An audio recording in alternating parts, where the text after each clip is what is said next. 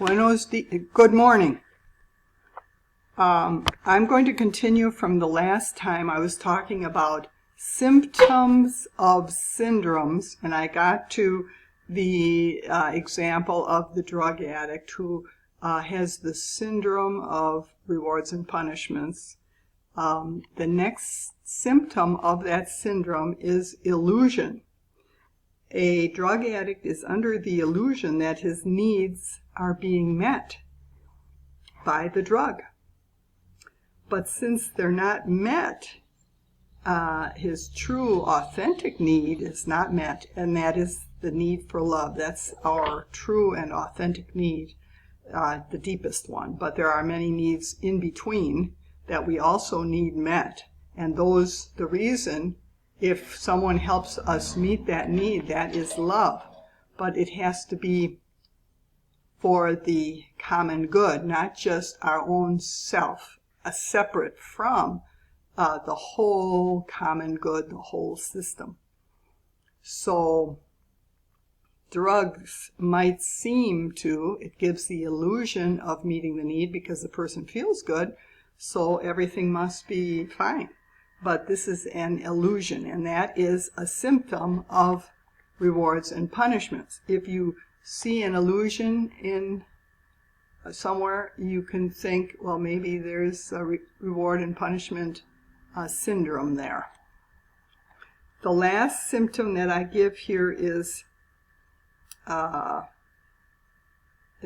maybe it's not exactly a symptom, but the rewards and punishment will help a less complex system over the overall, more against the good of the overall system.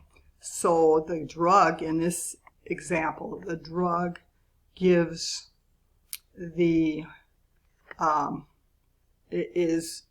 it supposedly helps the pleasure center of the brain, but it doesn't help the overall person. So the overall person is languishing while this one part is being given attention. And when the overall common good is being hurt by supposedly helping one smaller, less complex part of that system, that is a sign of rewards and punishment syndrome.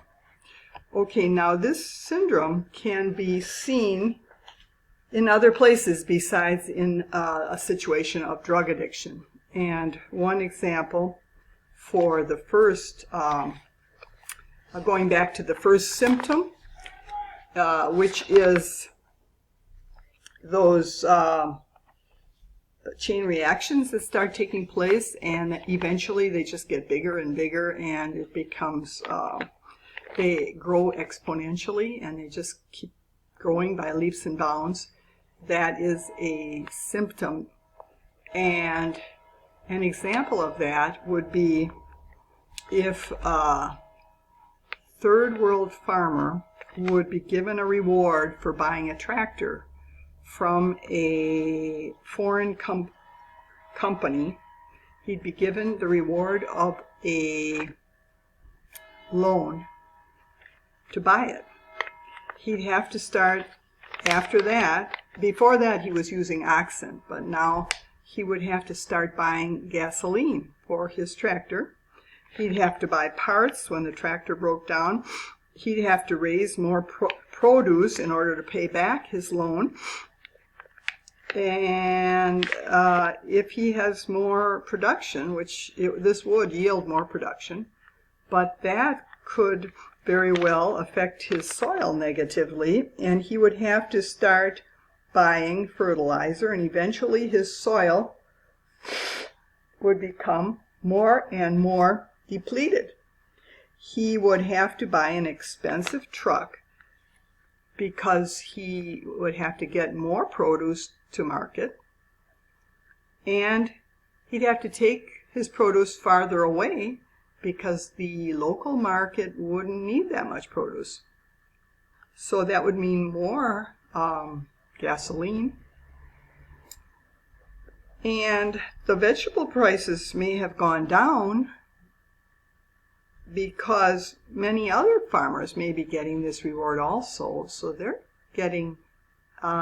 raising more vegetables, and so the prices might be lower when they go to the market. They get lower prices.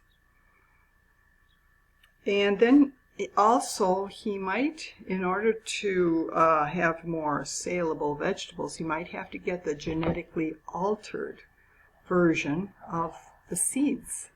And that seed he has to buy new. He can't get it from his past crops. That new type of seed, I think very often, well, at least sometimes, you have to buy it new every time. So that's another expense. When the loan and the tractor comes due, he may not be able to pay it because of all the interconnected costs and obstacles along the way. Meanwhile, his old simple lifestyle where costs were low, load was low, worry was low, that lifestyle has disappeared. He has no choice but to face the bankers who gave him the loan and worry about, already he may have a default, and eventually he may have to sell his land. And who do you think might buy it? Well, maybe a big corporation like PepsiCo bought some of the land from the farmers later on.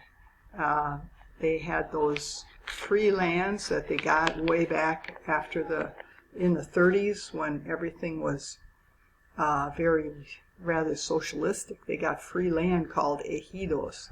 And then eventually maybe they felt they really better sell them because perhaps because of the rewards they got for their loans. Okay, another example of the second symptom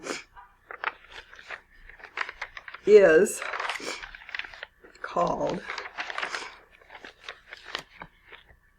imbalance. And we took imbalance with the drug addict. Imbalance can be seen in systems all over the place. If in the rewards and punishment syndrome, it is a symptom. For example, if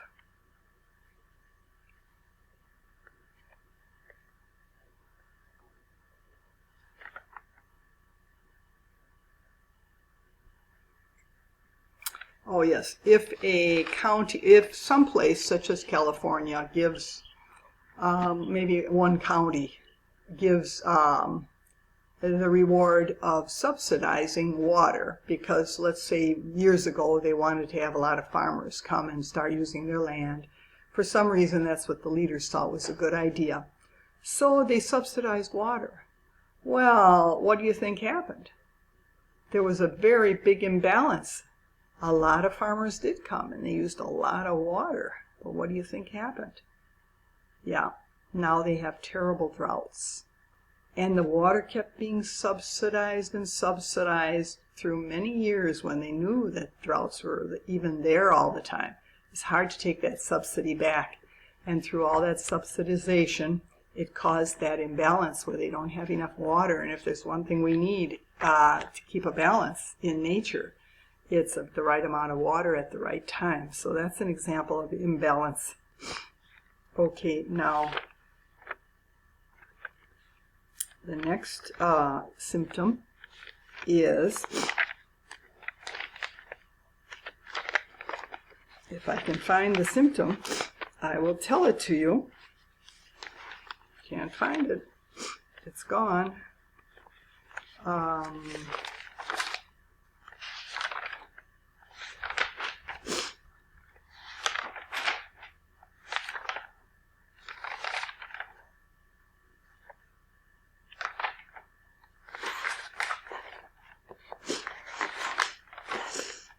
Okay, uniformity. There's an increase in uniformity. It's a symptom also. And we can see this in where developers are given rewards. There's reward given for development. So everybody gets into the act and they want to develop the countryside. So the countryside maybe becomes a suburb. And maybe they give rewards for businesses and things too. It's all rewarded somehow by the government. Okay, what do you think happens? Do you think there's a lot of diversity, a lot of different kinds of trees, natural trees that come up, a lot of different kinds of plants and things that used to be in the forests in the old days, all that diversity? No. All they have is grass and certain very standardized bushes. Many houses look very similar to each other. And there's a lot of uniformity and you lose your diversity. That's another one of the symptoms. Okay, that's all for today, and thank you for watching.